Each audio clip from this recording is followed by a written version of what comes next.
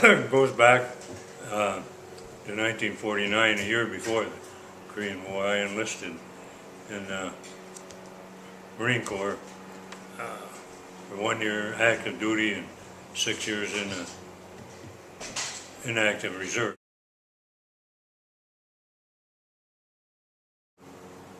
1949 to June 30th, 1950, and then I was going to get out. They were going to release me from my 1 year duty on June 30th of 1950, and I was on the train from Seattle, Washington to Great Lakes Navy Yard, or Great Lakes, Illinois, to be separated when the Korean War broke out June 25th. I was on the train. So I got to Great Lakes, and they didn't know what to do with us guys that were supposed to be discharged. And so they sent us home. And so I went home from June 30th to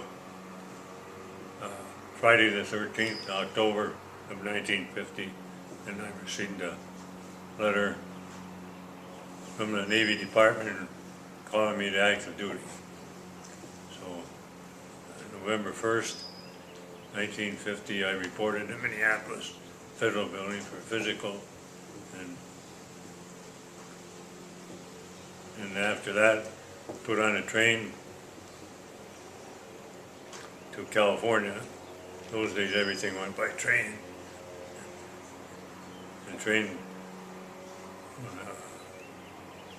went to Kansas City, and then they switched to a Santa Fe train to go to California.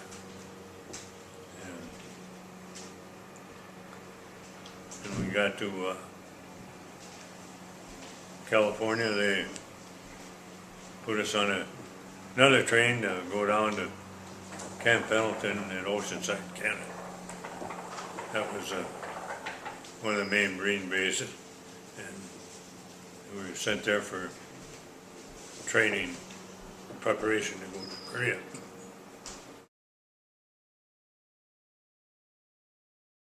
And well, the one thing I remember the most was before I was on the way over there, when we crossed the international date line, you lose 24 hours, and that was on my birthday, so I skipped the birthday. Well, back in those days, I was trained in the States to be a BAR man as a Browning automatic rifle. It was like a submachine gun. But when I got to Korea, they put me in a machine gun squad, and I was a new man. I was an ammo carrier. The worst assignment that I had was stretcher bearer, carrying wounded on the battlefield. That was the worst duty.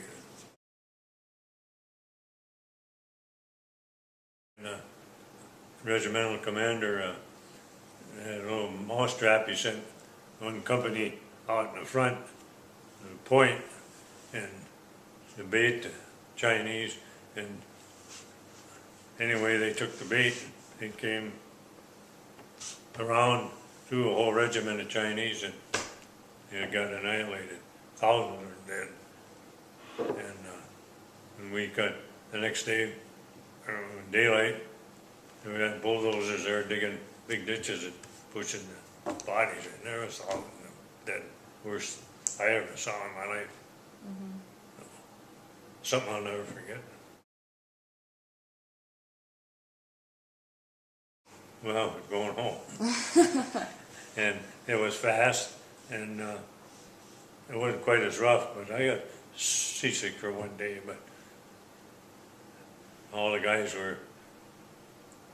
we picked up some, went to Kobe, picked up our sea bag, and went to Yokohama and picked up some Air Force and Army guy. So there was about 3,000 guys on the ship going home. And anyway, but everybody was gambling, and when we got to San Francisco, I think 2 guys had all the money.